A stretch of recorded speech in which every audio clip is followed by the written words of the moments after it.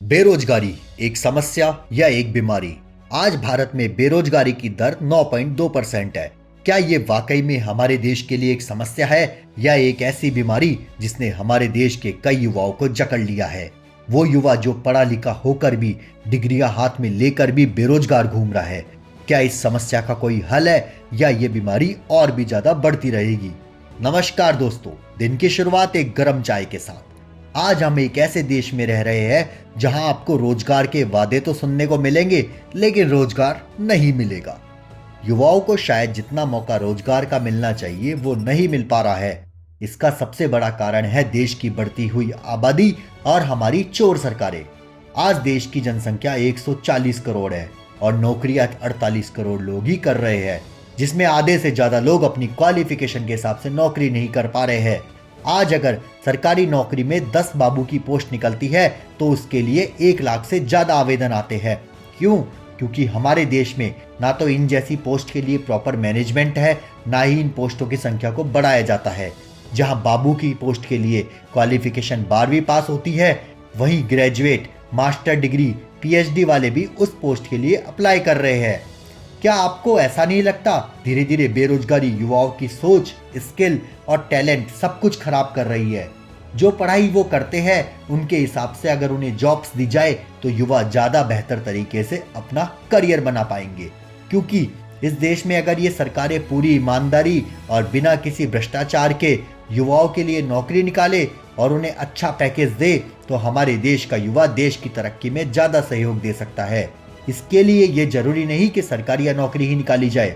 सरकार चाहे तो हमारे देश में कई प्रोग्राम लॉन्च करके बाहर की कंपनियों के साथ मिलकर युवाओं के लिए अच्छे रोजगार और विकास को लेकर आ सकती है। लेकिन मेरा मानना यह है कि बाहर की कंपनियों से पहले हमें स्वदेशी कंपनियों को अवसर देना चाहिए। क्योंकि अगर कंपनियां स्वदेशी होगी तो देश का पैसा देश में ही रहेगा। इसलिए अपने देश के छोटे हो या बड़े सभी स्टार्टअप्स को सपोर्ट करना चाहिए। इससे भारत के युवाओं को रोजगार दिलाने में मदद मिलेगी। अब इन स्टार्टअप्स में चाहे मैकेनिकल हो, इंजीनियर हो या मेडिकल, चाहे कुछ भी हो, जो कंपनियां यहां आएगी वो रोजगार लेकर आएगी। चाहे उस रोजगार में डॉक्टर आए या इंजीनियर या लेबर या बाबू, जो भी होगा उसे रोजगार मिलेगा। साथ ही रोजगार के समय सैलरी का भी पूरा ध्यान देना चाहिए। सभी को उनके टैलेंट और एजुकेशन के हिसाब से सैलरी प्रोवाइड की जाए। आज कई बड़े सेक्टर्स ऐसे हैं जिनमें 5 से लेके 10,000 के बीच लोग महीने भर काम करते हैं और काम करने का समय है 10 से लेके 14 घंटे। और अगर कानून के हिसाब से देखा जाए तो एक व्यक्ति से आप 8 घंटे से ज्यादा काम नहीं करा सकते। लेकिन रियलिटी कुछ और ही है। आखिर इस समस्या का क्या हल है? क्या भारत के लोग फिर से बंधुआ मजदूर बन गए हैं? आज मैक्सिमम लोग अपना पूरा दिन ऑफिस में निकाल रहे हैं दोस्तों, और जिस हिसाब से हमारे यहाँ सैलरी मिलती है वो तो आने जाने और पेट्रोल में ही निकल जाती है। आखिर क्या करें हम?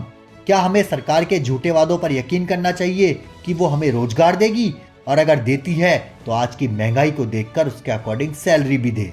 हर साल ना जाने कितने युवा जॉब नहीं मिलने के कारण सुसाइड कर रहे हैं या फिर उन्हें मजबूरन कोई गलत काम करना पड़ रहा है। क्या हमारे देश की सरकारें यही चाहती है? ये जो भी आप प्रोग्राम लॉन्च करते हैं जैसे कि स्किल इंडिया, लघु उद्योग इत्यादि, क्या वाकई में ये कारगर है या सिर्फ न्यूज़पेपर की हेडलाइन बनकर ही रह गए हैं ये सब प्रोग्राम?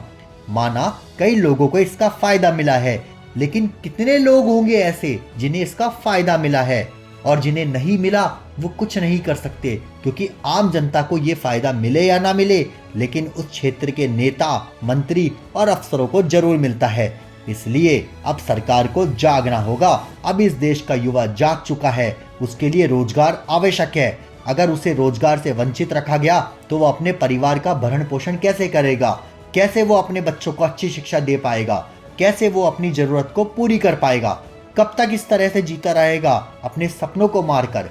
इसलिए दोस्तों, आइए मिलकर सरकार को जगाए, आवाज उठाए, इस देश को बेरोजगारी से बचाए। साथ मिलकर आवाज उठाए दोस्तों, क्योंकि यह बीमारी अब बहुत ज्यादा फैल रही है। जैसे जैसे टेक्नोलॉजी आ रही है, बेरोजगारी और भी ज्यादा बढ़ रही है। इसलिए अभी से सरकार से अपील करेंगे तो इस समस्या का समाधान होगा और देश तरक्की करेगा। अगर आप भी बेरोजगारी के खिलाफ है तो आइए मेरे चैनल पर अपनी बात लेकर हम पहुंचाएंगे लोगों तक आपकी बात। आपको ईमेल नीचे डिस्क्रिप्शन में मिल जाएगा। और हाँ दोस्तों, वीडियो को लाइक, शेयर और सब्सक्राइब करना ना भूलें। बेरोजगारी हटाओ, युवा बचाओ। युवा बचेगा, देश बचेगा। जय हिंद, जय भारत।